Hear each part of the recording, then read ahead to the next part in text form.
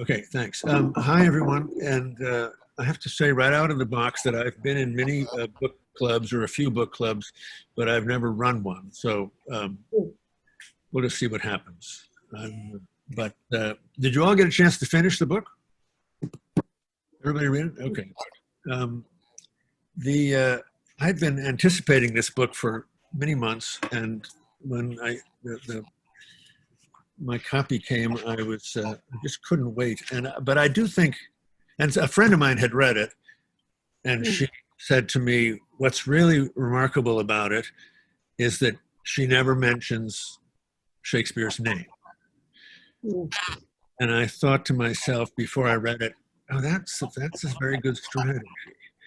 And then when I read the book, and he was called the tutor, the brother, the husband, it was so freeing to not have to worry about the fact that it's William Shakespeare that we're talking about. And the other thing that I found incredibly freeing, and I'll tell you why, particularly in a second, was the fact that when Maggie O'Farrell discovered that Anne Hathaway's father in his will called her Agnes, and so that completely freed the characters for me to just be two people living in that time who were married, and the woman's a little older than the man, and so I stopped thinking of them as Shakespeare and Anne.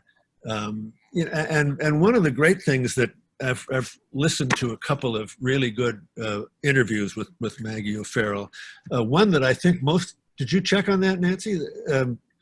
One of them is via Boswell Books, and what's the name of that bookstore? Inkwell. Inkwell, right, in southern Wisconsin. Jane Hamilton, the wonderful novelist, is a close friend of the woman who owns Inkwell Books, and because of Jane Hamilton's heft, they were able to get Jane Hamilton to interview Maggie O'Farrell, and I think it's going to be up on the Boswell website within a day or two, and it's a really terrific interview. So I urge you all to listen to Maggie's voice. I mean, she's so sort of full of life and kind of excited about everything. And she talks a lot in there about how when she found out that Anne had another name, that it freed her completely to sort of enter the book in a whole different way as the writer. The other two things that she did, which I think are really amazing, is that there's a really good interview with her on the Globe Theater website, which you can either, I think there's a version of it that's live, quote unquote, but I just read the transcript. The transcript is really very, very good. But she says in there, and I'd heard her in another interview say the same thing, that she learned to fly a kestrel and she grew an English herb garden during the time she was researching, because she just felt she wanted to try to really fully imagine this woman. So that I just found it so invigorating to imagine this woman who's sort of completely overlooked in biography after biography after biography of Shakespeare, and kind of reduced to a cipher, or even worse, as a kind of shrewish character who was older and lured him into marrying her, and et cetera, et cetera. And if you do any kind of research about the period, she got married at about an age when many women did then. She was 26, and she was the one who had money. Shakespeare's family was at a low ebb because his father, as she shows in the book, was doing all sorts of complicated things and cheating. And so she was the catch. And that's why in the book, the way she portrays Shakespeare's father's excitement about him grabbing this woman and securing the family, helping the family re-secure themselves, is really, I just think she has written a situation that allows you to imagine a couple who are equal and cared for each other. And, once you start thinking about all the ways that Shakespeare uses herbs and flowers in his plays, and the ways that he uses hawks in his plays, it's so smart of her to give Agnes those two parts of her life and create this kind of mythic character. I thought today, just today, when I was thinking about how oddly people my age, I'm 72, you just kind of accept as you read the biographies of Shakespeare, and I've directed over half his plays and spent much of my life thinking about him and reading about him. But you just kind of, when you're 25 and somebody says, oh yeah, she was this crazy woman and, she ran away to became a writer, you'd think, oh, okay. And you don't give her another thought. And you find out that his son died and you don't give that much of a thought either. And it's just, and I remember when I was a young school teacher, we had this community theater, and luckily it was before videotape, so there's no record of this, but we did a production of Cry of Players by William Gibson, which is about Shakespeare's life before he goes to London. And it's just full of this, as I'm thinking back, I even texted to a friend today, said, remind me of how bad our production of Cry of Players was 45 years ago, because, I can relive it in a sort of horrifying way. But it was that very much the sense of she drove him to his life as a writer. And it's such a sort of reduced way to see men and women. And then the only other thing I want to say, and then I'll start with something about the book, is that I've directed Hamlet once and probably seen between 40 and 45 productions of it in my life, and have thought about the play an enormous amount, and also have acted Guildenstern and Rosencrantz and Guildenstern and directed it twice, where you're always living in the world of Hamlet. And the best Hamlet by far that I saw of all those performances was an English actor named Simon Russell Beale, who when he played Hamlet was 40, and he's kind of this rotund guy, and he's gay, I found out after I saw the performance, and I could barely stand when the performance ended. And I found out via a friend who knew him that his mother had died 4 months before he started rehearsals. And it's the one Hamlet that I've ever seen that got the balance of grief right in the play. Because I think the play is just utterly suffused with grief, but the character of Hamlet is rarely examined in that way as the kind of basis for it. And so when you think about, I'll give you a quote if I can. Oh, I actually found it. I'm amazed. I thought I was going to have to do a sort of Marty, where's my quote?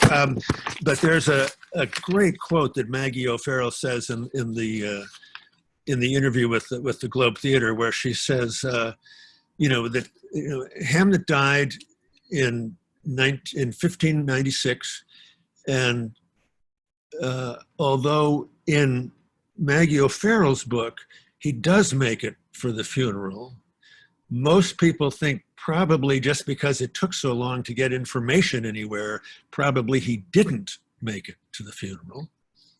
But this is this great quote that Maggie O'Farrell says, but this act of calling this play after your dead son seems to me to speak, it's a huge communication to us as an audience and as readers, and it speaks of such enormous depths of grief and the desire to still be communicating with this dead boy. And I think that's exactly right. The people who write about Shakespeare, the thousands of scholars who've written these tomes about Shakespeare and say, well, he didn't write anything about his son's death, so he obviously didn't mean anything to him or didn't care enough about it. And Germaine Greer, who wrote this fascinating book in 2007, can we see this? Look at that. gosh, I'm learning how to do all this. It's called Shakespeare's Wife, and Maggie O'Farrell read this book upside down and inside out. It's available at Arcadia Books. And sorry, I hate doing that. But Germaine Greer says in her book, Shakespeare may have remained silent not because he cared less, but because he cared more. And I think that's, we've all lost people. We've all lost parents or brothers or sisters or siblings or pets or whatever, things that were essential to our lives. And we know that each of us handles grief in a different way. But Hamlet, the play Hamlet is so unbearably filled with grief. And the fact that someone could think that doesn't come from the death of his son just seems preposterous to me. It just seems like, how could it not be about that? And we'll talk about the end of the book and that her long journey to London after that. But let me just say one little thing, and then I'm going to open it to questions and chat. But here's one of the things that I just love. This is in pages 9 and 10 in your book. But the book opens and we don't know what's going on, except this boy, Hamnet, is running around looking for his family. And his family, is not there. And it's so the pace of the book starts with this kind of drive of this young boy, and he's 11, and he's just and you can feel his anxiety growing as he goes from room to room and house to house, and no one is there, which is very, very unusual. And then, but you're thinking, okay, so the first 5 pages are this kind of zipping along. Where is everybody? Where is everybody? And then this sort of miraculous thing happens that I would argue 5 pages in just blows the book up into this whole other event. And this is what she writes. Well, first of all, the line right before this is, whom should he call for help? And where is everyone? And then there's a break in the page. And so you'd have a breath. And then this miraculous thing says, every life has its kernel, its hub, its epicenter, from which everything flows out, to which everything returns. This moment is the absent mother's. The boy, the empty house, the deserted yard, the unheard cry.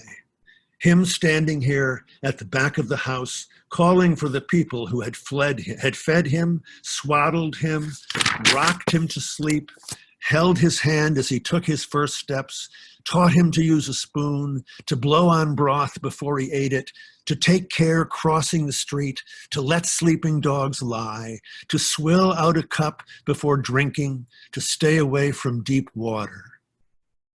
It will lie at her very core for the rest of her life. And I just wrote in the margin of the book, whoa. And you just feel like this book is not going to be the normal kind of historical book, because it's going to be that personal and that illuminating and that sort of shocking in the way that she shifts point of view and reminds you, and I would say reminds us, of all of our own lives, so that then, she just allows you to absorb the book in such a different way. And it trains you immediately to say, oh God, what's going to, now I really have to pay attention, because that just split my head open. Okay. That's all I've got to say. Thank you for coming. Good night. So let's talk. Let's have some responses from people, or questions, or comments, or things that you loved, or things that you didn't like, or anybody. Okay, just so you know, this is what James does to me all the time. He makes me cry all the time. He'll find some beautiful passage to read, and then we all get... So yeah. Welcome to my world. Yeah. Well, and in fact, I've been directing a very long time, and I cry in rehearsal constantly. And so when I start into something and I start to cry and it's a big cast and some of them have never worked with me before, you can see the young ones kind of going, what the fuck, what's going on? What happened? And then the people who've been at APT forever just going, oh, he just does this constant, just ignore it, it'll stop, don't worry, just get along. But yeah, it doesn't mean anything, it's just, you know, kind of life, I guess. Okay, any idea, any comments, anything that, I think Adele Sink just, her house just blew up or something. Oh, okay. Well, there she is.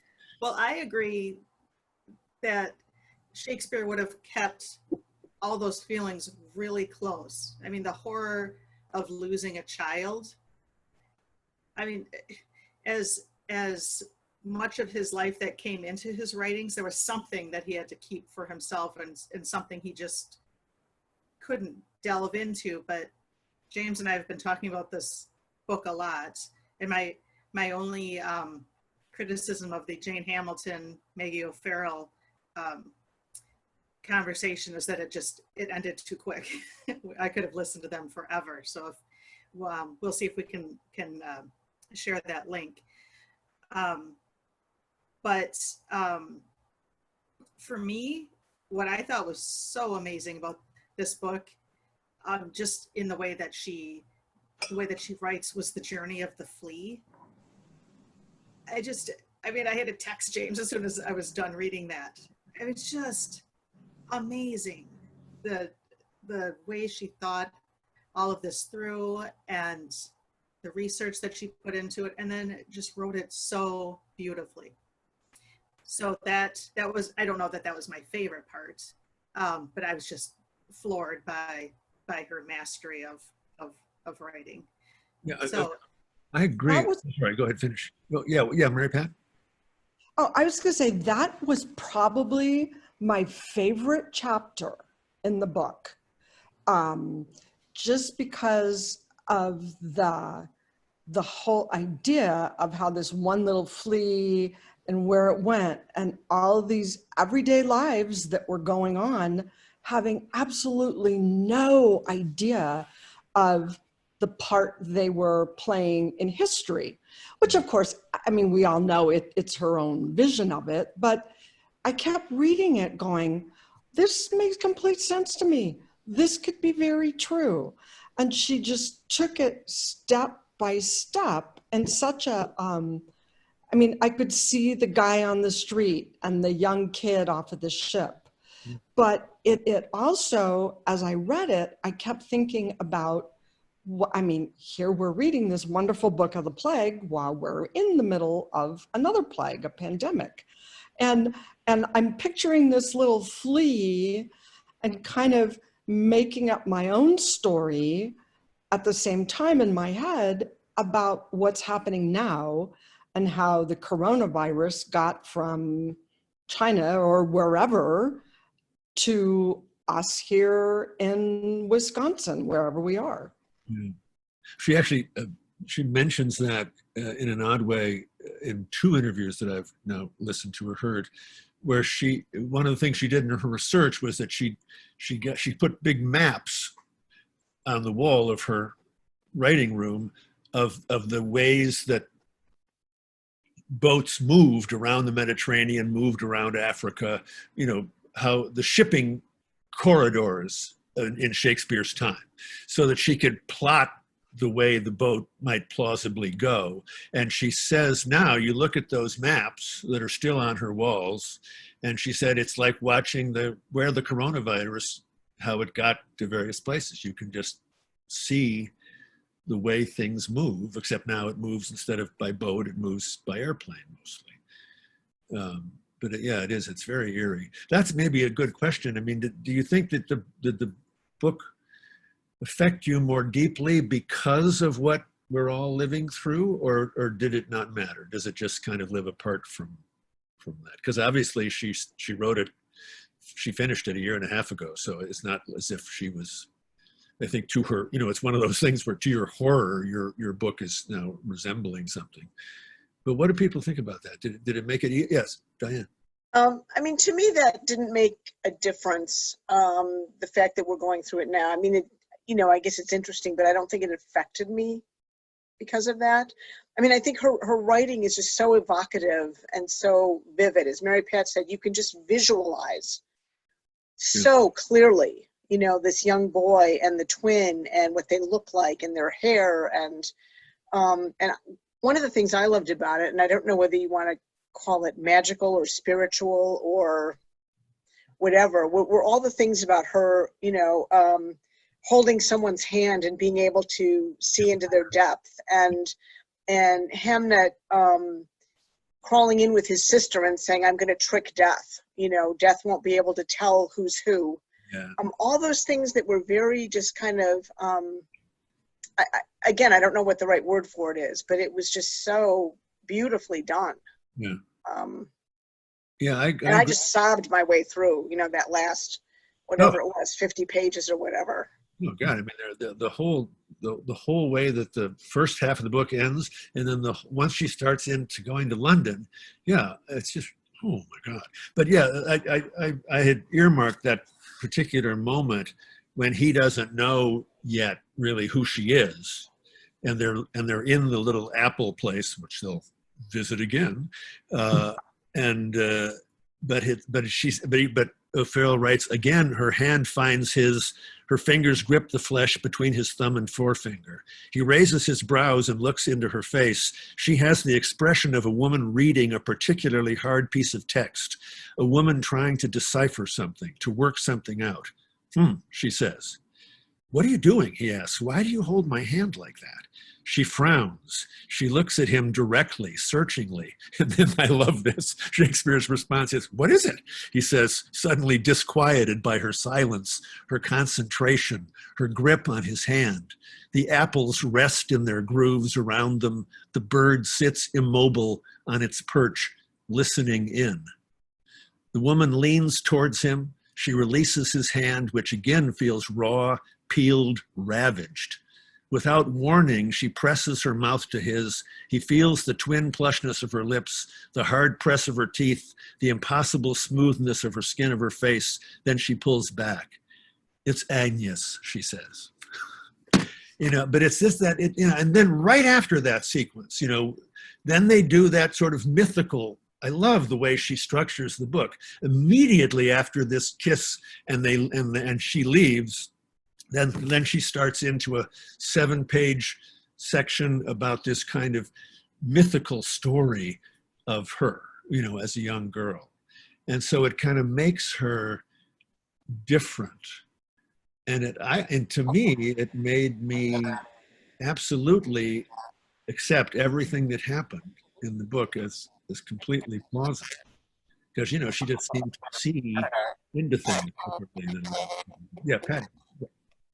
Oh, I thought you were going to say something. No, it just went yellow around me. But I mean, I was talking to you texting you about the layers and things, and she did such a magnificent job of, you know, the superstition and layering that in with her being so into and the natural world and having to give the kestrel, which was wild, away when she got married and moving into town, and all the stuff I know about Shakespeare. And the word silence was in there a whole bunch of times with, you know, the rest is silence. All of that stuff is still roiling around in my mind, and I can't put it into words for some of these things, but it was so beautifully written. The other little sentence that I love is, you know, in addition to the flea, which is, you know, I think 12 pages, there's sort of 3 pages where the daughter writes the letter and, you know, to her dad to say that her sister is ill, you must come home. And then Maggie O'Farrell charts the way, how long it took a letter to get from Stratford to London, and the many implausible connections that had to be made to even get it to him, let alone that it would get it to him with any alacrity. And she said that when she was doing her research, one of the things that really startled her was that in Shakespeare's time, the only way to get from Stratford to London was to walk, you know, unless you had a horse, and, you know, not many people had horses. And it took 4 days to walk from Stratford to London. So, yeah, I love those. I did read one review where the reviewer was complaining about the flea chapter and complaining about the chapter with the you know, the the letter, and I just thought, really? I mean, I just found it so sort of thrilling. Yeah, I'm sorry, Adele. No, No, there's so many heartwarming sections in this book, but the one that I kept, the topic kept coming up, and how close the twins were to each other, as were Bartholomew and Agnes. How those themes kept, whenever you were like, oh no, what's going to happen now? Bartholomew, was able to know what his sister needed, just like Hamnet knew what his sister needed. So that was I thought that was a really insightful and touching, addition to the book. Yeah, that's a good idea. I agree. They really had a lovely relationship, and just just the sense that people accept each other. That siblings accept the complication of another sibling, and sort of in a sense relish it. Yeah, that's really nice. Any other thoughts? Oh yeah, Kim. I was interested in when the times when he came back home, and she knew that he had had relationships with other women, and the sort of process they went through as they reunited, and whatever, accepted one another for who they really were in totality, and then how that then sort of leads to when she goes to his little room and sees the note that he has written to her at the very end, and how all of that, like, yes, I know there are other people in our lives too, but you're really the one for me. It was just really touching, the kind of level of forgiveness and level of intimacy, despite the fact that there were other women in his life. Yeah, I love that you brought that up. Can't you just imagine if the letter said, "Dear Sammy, Right. can't wait to see you tonight after the show." You're just in a whole different crushing play, and the fact that, I just love the way she treated that. I agree with you completely. And it was funny when the time of Shakespeare's life when he wrote the romances, is the last great plays that he wrote toward the end of his writing. Everybody thinks that almost all of that stuff was written in Stratford, because the theaters were closed for the plague 4 of the last 6 years of his writing life, and generally he went home when the theaters were closed. That was the other thing about that scene, Kim, that I loved, was that when she walked into that room, it just seemed so obvious that it was a room just for him. Mm-hmm. That he wasn't sharing it with somebody else. That in fact that it looked like no one would ever been there. I just thought that was just such a gift to give Agnes after she'd taken this huge leap to come down. Yeah, she said it was almost monastic, I think. Mm-hmm. So it made you wonder. I mean, even though she said she felt that there had been other women, it made you kind of start to think that those may have been just very fleeting, very inconsequential, or maybe not many at all. Right. Once she goes in and sees his room and starts I think, getting a better sense of his life there. Yeah. Well, except for Gwyneth Paltrow, of course, but Right. but I think I think that is so many people in that period, many men were frequently away from home trying to make money, because a lot of places where people live, there was no way to make money. But yeah, I do think that Maggie O'Farrell does a really plausible job of allowing you to imagine a much more balanced and successful marriage that did allow for a certain amount of, shall we say, questionable behavior. But I just thought she handled those things in ways that just made me think, well, if this really wasn't their life, it ought to have been their life. Mm-hmm. You just want it to have been their life. Yeah. One of the things, and this is something that I found irritating about the book. However, I'm not sure, you know, it's kind of like we go to the theater to learn about ourselves. Ultimately, that's why we're there, right? We're there to enjoy the show, but you know, the live performance is going to tell us something. So when I got to the part when I was reading when Hamnet died, and then there's chapter upon chapter, what to me felt like upon chapter of her grief. And I was just getting really, I wanted to take her by the shoulders and shake her and say, okay, you know what? Come on, get over it, move on. And it was all beautifully written. And I all of a sudden had this realization that here I was upset with the author for kind of creating this character who went on like that. And then I realized that, oh, maybe this is telling me something about me. I mean, I've never had a child die. I have had a sibling die.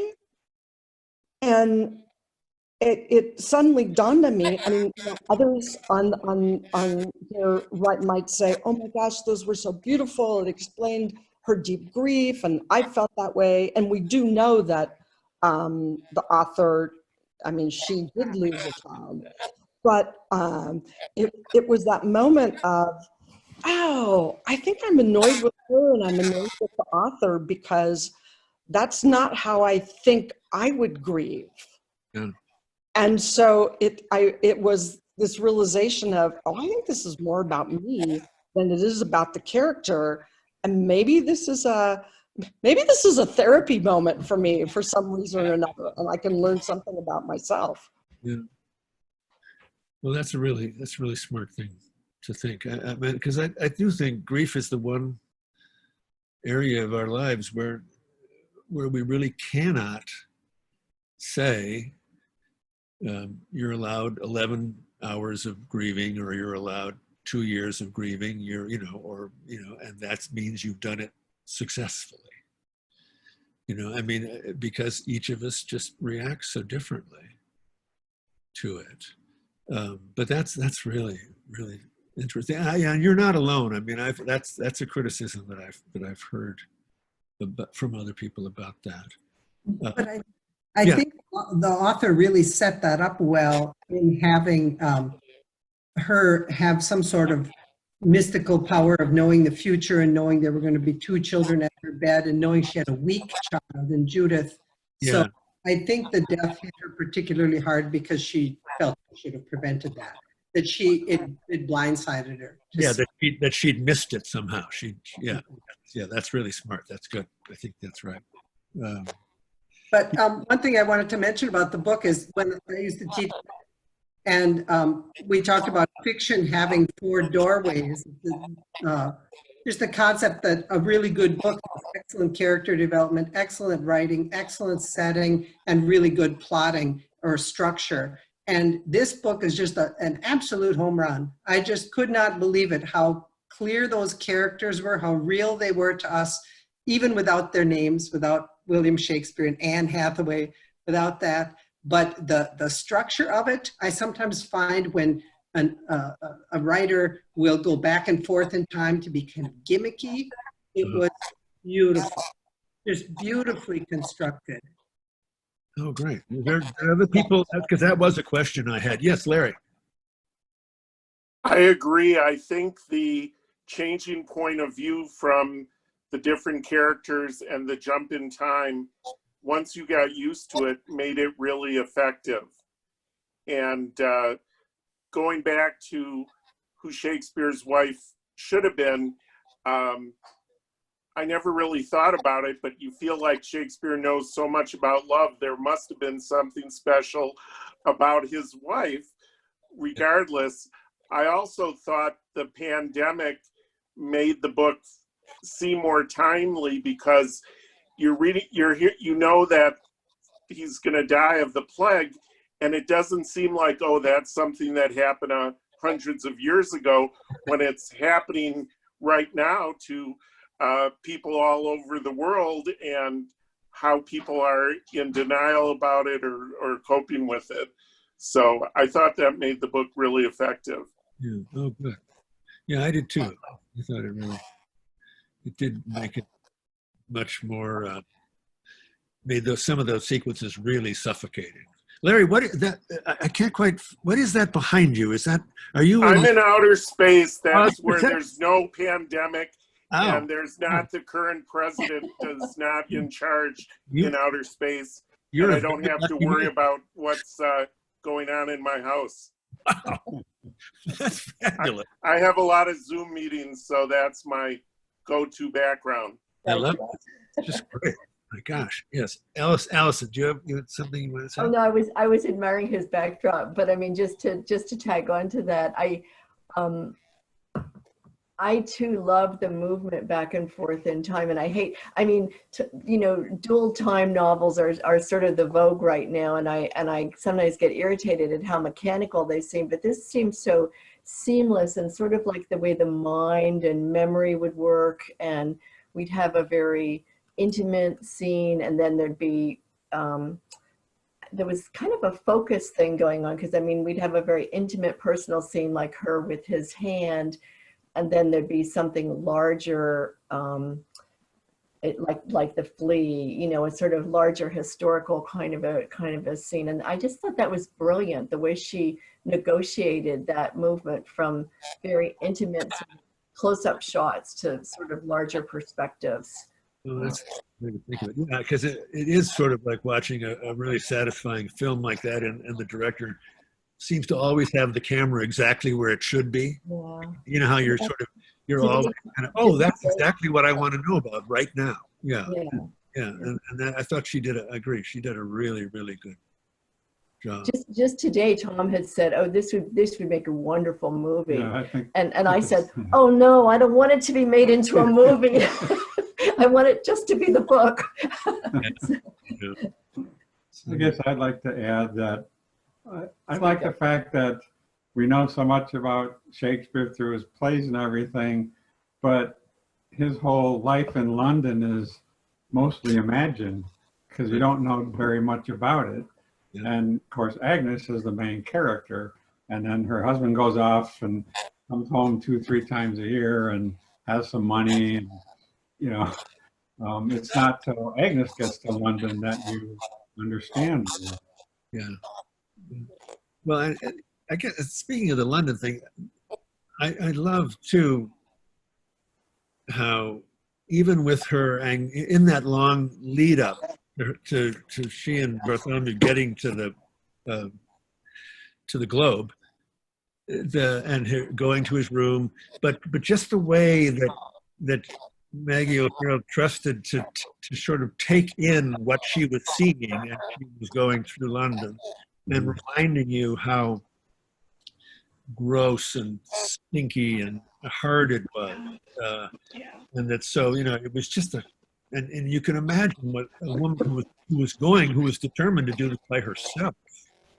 Remember, that was what was horrifying her daughters, was that she was going to go by herself. And you can imagine her looking around her and thinking, oh my God, if I'd done this by myself, I'd be dead probably. And I just thought that was, I don't know, there was just so many times when she, as Allison said, she just kind of gives you information you really, really need to enrich what you've just experienced. It was uncanny. Yes. Yeah. Yes. I was struck, and I'd like your reflection on it with your background in the theater and the many plays of Shakespeare that you've directed. I was struck that occasionally, not frequently, but so often some of the scenes seem to have something that tied back to one of Shakespeare's plays. For example, that long scene in the beginning describing Agnes's background in the forest and her mother almost as a wood sprite. And and when I was reading that scene describing Agnes's childhood and her mother, I could almost think of that reminded me so much of Midsummer Night's Dream. Yeah. That was describing that scene.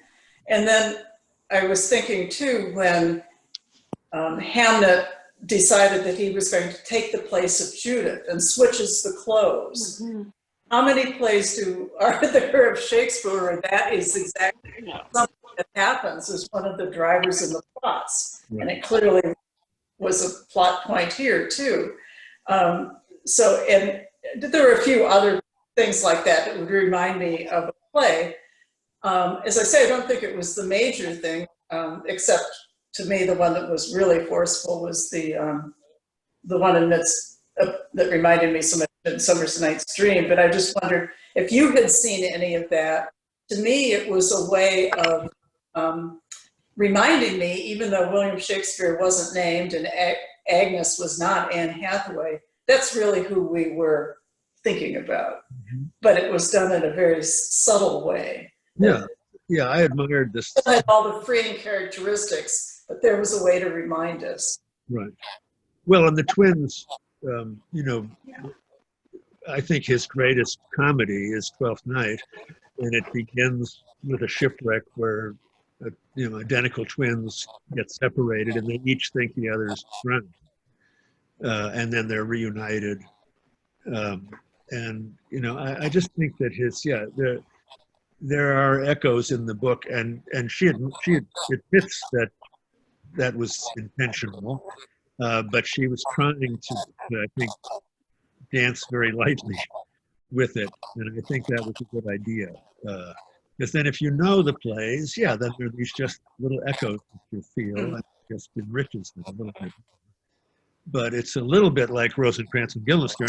You don't have to know Hamlet to enjoy Rosencrantz and Guildenstern, but if you do know Hamlet, then Rosencrantz and Guildenstern scares the hell out of you. But I think that's, I thought she did a really good job. I agree with you. I think she did a lovely job. Anybody else want to comment about that or anything? Nothing? Okay. Then what about the section? Oh, wait. Well, let's talk about the whole sequence, where the end of the book. Oh, I'm sorry. There is one other little moment I wanted to bring up, because I think it's one of those. It's a moment that I think many people have lived through, and so I just want to bring this up as a way of us maybe talking about these sorts of moments in our own lives. But it's on page 229 in your books, in your hymns. But it's when Shakespeare finally gets to Stratford. He's gotten a letter from his daughter, or his sister, I guess, and he comes assuming that his daughter is either ill or dead, and the first person he sees when he enters the room is his daughter, and she's fine. And O'Farrell writes about that, and how he's so wonderfully relieved to see Judith, and he grabs her and blah, blah, blah. And he stops and he pulls up short. He has seen the board, the shroud, the bundled figure. He looks around at them one by one. His face is fearful, confused. Agnes can see him ticking them off. His wife, his mother, his elder daughter, his younger daughter. No, he says, not, is it? And then this is another one of these sort of remarkable paragraphs. Maggie writes, Agnes looks at him and he looks back at her. She wants more than anything to stretch this moment, to expand the time before he knows, to shield him from what has happened for as long as she can. Then she gives a swift, single downward nod. And it's that whole thing about when we know something that we have to tell someone else, and we know when we tell them, their life will never be the same. And it, it's just those, she's found this kind of extraordinary way to keep, deepening the feeling of these characters. So when you think about Shakespeare writing those, those last big romantic plays, with Tempest and Winter's Tale, maybe Winter's Tale in particular, with the dead children and the wife who seems to have died and comes back, 16 years later. You just feel like he's taking in, and you can feel that kind of a moment in someone's life if that person happened to be a writer and happened to be a writer as good as Shakespeare, and, is arguably the best writer in the English language ever. You just think those things would just stay in there and keep rising up out of him. And I just think that Maggie O'Farrell, and I think, as we all know from her own life, where she's had all these crazy brushes with death, including her own daughter nearly dying, she's just so tuned in to these journeys that people take. And she was kind of the perfect person in a way to write a book like this and to imagine the life of this young man and his wife. I mean, and his mother. It's really something. But so I'm sorry. So I got distracted a bit. Let's go to the end of the play, the end of the book, and think about the way she structures that long. It's about 20 pages from the time that she decides that she's going to go to London and confront her husband, and finally gets to that indelible scene in the Globe. And it is funny because there are lots of sort of half-believed stories that Shakespeare did play Hamlet's father's ghost in the original production of Hamlet. And there's also some people think he played one of the gravediggers, which is a common double, by the way. I'm sure even then they had to double up. But what are people's reactions to that sequence from when she says she's going to go and they bring her brother in to try to persuade her not to do it, and of course he just says, "Well, I'm just getting horses in the room." What do people think about the way that was laid out? Sort of the progression of it?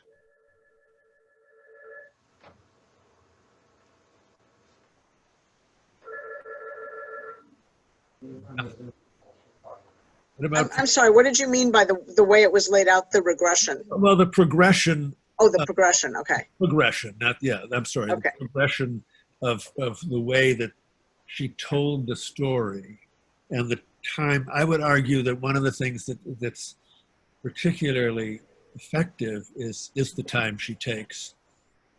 She doesn't dawdle much, but she stops enough to let you breathe a little. Frankly, just as Shakespeare does in his big dramatic plays, when Cleopatra is about to die, we have a little comic scene with the guy who brings the asp. Shakespeare was a master of shifting for tone for a little while, just to give a little bit of relief and a little bit of breath. But I feel like she does that so beautifully in that until she gets to Anya's actually entering the theater. And then it starts to take this kind of compressive feeling. But as I forget which of you brought up the point before about her being in the room and seeing that the letter was to her. But so you know that in part of her mind has been eased, but yet the bigger issue is her husband wrote a play and she doesn't know anything about plays. You don't feel like she's ever seen a play in her whole life. It feels like it's only when the baker's wife says, "Aren't you interested in knowing what it's about?" that she even thinks to do that. You know, I mean, it's never even occurred to her to go see the play. Yes, Kim, are you? Well, how I felt about it was I have read Hamlet twice and seen it once. So I didn't come to that particular part of the book knowing what those of you who are scholars of Hamlet know. And so when I realized that she understood that it was about the grief of the father also, not just the death, I felt like I got to go back and reread this play because I didn't know that. You know, I just know it kind of on the surface level of, you know, this is the story. So yeah, so like once she understood Hamlet, it made me want to go back and understand it better because the character did understand some things that I didn't and that I still don't. So Well, that's great. could we have another discussion in a few weeks about Hamlet? I think it would be great to read Hamlet and come back and talk with all of you who know much more about him than I. Yeah, it is an amazing piece of work, that's for sure. Well, Kim, you've led us right to the next thing. Perhaps James would like to tell you what our next book club book is going to be. Oh, we're done already? Well, it's 3 minutes till 7. Oh, okay. No, I didn't know that. Well, wait, but let's just see if anybody else has a comment about the end first, and then I promise.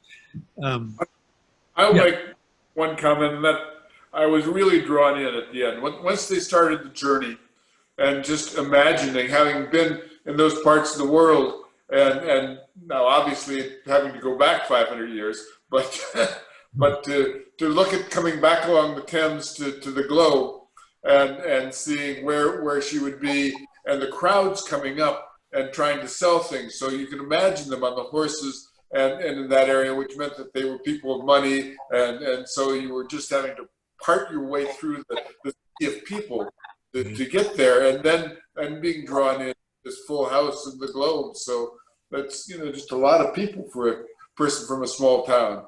Right. Yeah, absolutely.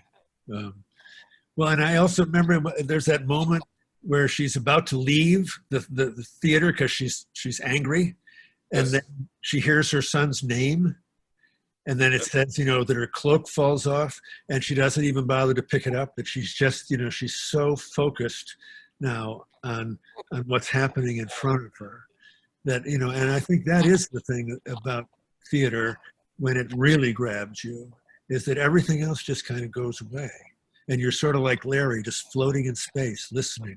You know, and it's. Well, the thing is, she was captivated by the caricature of Hamlet, the boy in the play, and all his mannerisms had to be coached by her husband.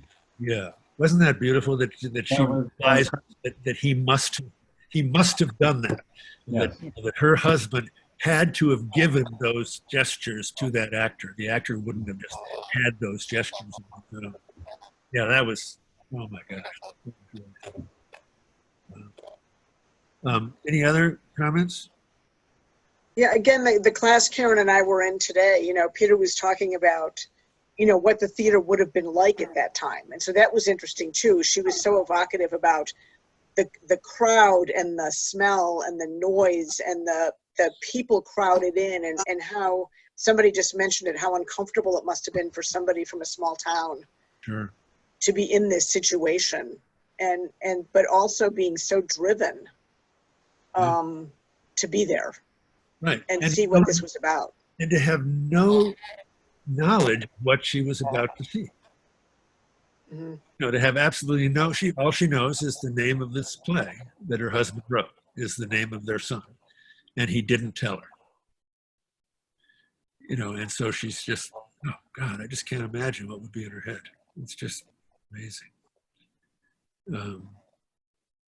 Any other comments about that? Well, you asked about the reaction to her progression to London, and I viewed that scene as really sort of a resolution of the story on two levels. that when she set out, it seemed to me that she was very angry with her husband and he was not conversing with her. And that, I understand, often happens when there's a tragic death in a family. I know personally of a family that couldn't survive the death of a child and eventually got divorced. And so I saw her setting off in that moment of being so grief-stricken herself, then not understanding why her husband wasn't as grief-stricken as she was. And so by the end, when she then saw that note, knew there wasn't another woman, you were beginning to get the marriage issues resolving her. We talked earlier about the sense of the other woman. That resolved somewhat, and then she goes to the theater, and now she understands her husband's grief, that it's been in a different way. So we're resolving that marriage and seeing the fullness of the marriage between the two, that they have each survived grief and now can go forward again. And then both of them in that same way are resolving their own grief over their son's death. Yeah. And so I thought that progression, is really a very strong resolution to the theme of the book. Well, and to tie that back to Mary Pat's comment before about, being angry with her and angry with the writer, you realize that Agnes was really angry with Will because he wasn't showing enough grief. And so he was just, it was in him. And it took 4 years to get fully to the surface, and I think that's another lesson of the book is, how we process our lives and how we make sense of things and try to rebalance ourselves over and over again is part of our job. And it's hard. Any other, anything anybody wants to say? No? Okay. All right, so the book we're going to read next time, and then I promise that the third book will not be a novel written by a British woman. But and with us. We're going to read Summer by Ali Smith, which is the culminating book of this astonishing challenge she made to herself 4 years ago to write a book about each of the 4 seasons that but each of the books is written right now. I mean, there's moments in this book that happened 3 months ago, 2 months ago.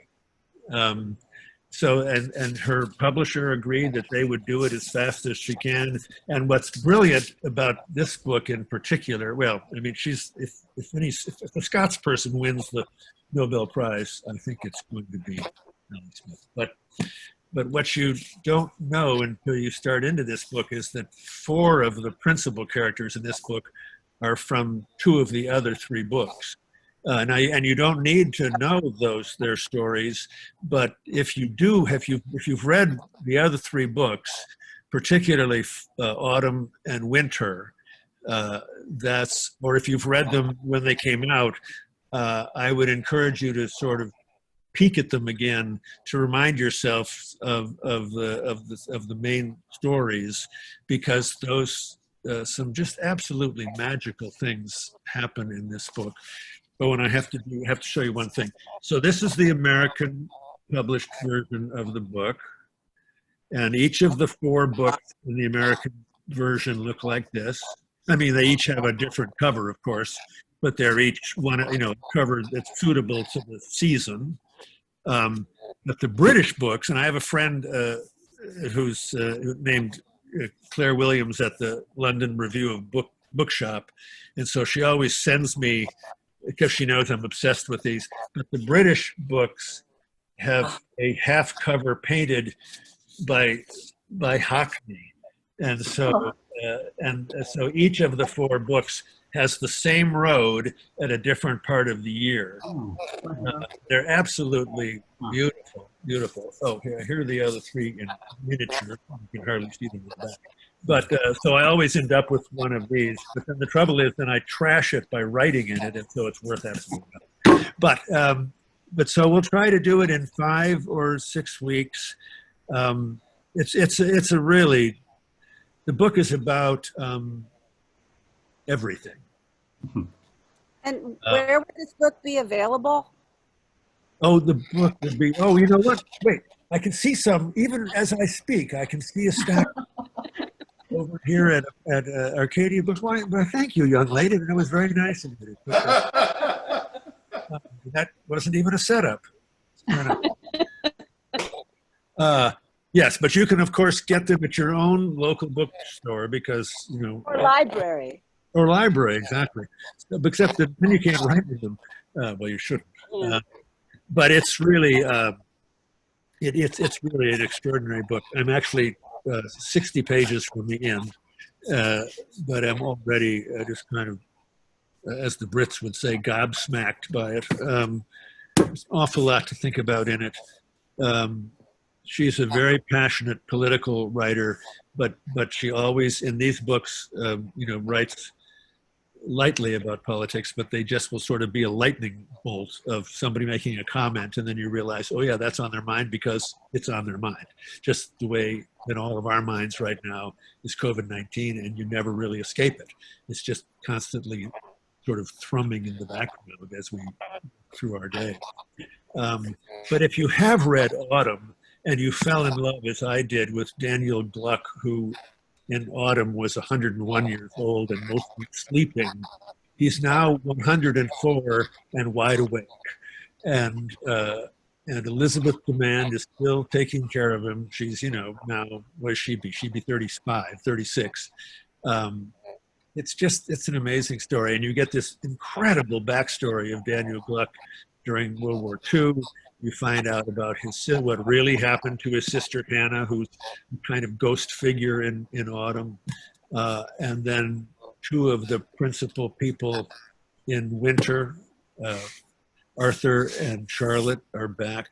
And then as magicians like Allie Smith do, she's put these things into the universe of these books, and now slowly they're all gravitating towards themselves, floating towards Larry in space, and they're all going to come together. And it's quite remarkable because, you know, when I read the other 3 books, I just, those are fabulous books. And in fact, Autumn was one of my favorite books of the last 10 years. But I thought, well, I'll never see those characters again. And then boom, there they all are. And it's really exquisite. So if you read Fall, Autumn, and Winter, I would suggest if you can carve out the time, sneak into them again. If you haven't read those 2 books, I think summer will be almost unbearably rich if you can find the time to read those 2 books. If not, then you'll just enjoy it in a slightly different level. But she's really a magician, and she's got lots and lots to say. So we'll figure out a date. Thank you all for this. I'm sorry it went over a little bit.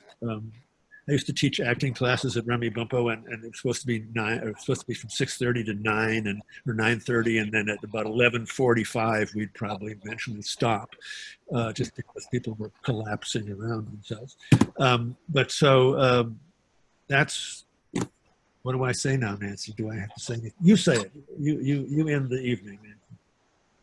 Well, I would just say thank you, everybody, for joining us. You are wonderful. It was fantastic conversation. James and I were a little worried that nobody had sent us any questions and that we would just be saying, but you were fantastic. It was wonderful for our first ever Zoom book club.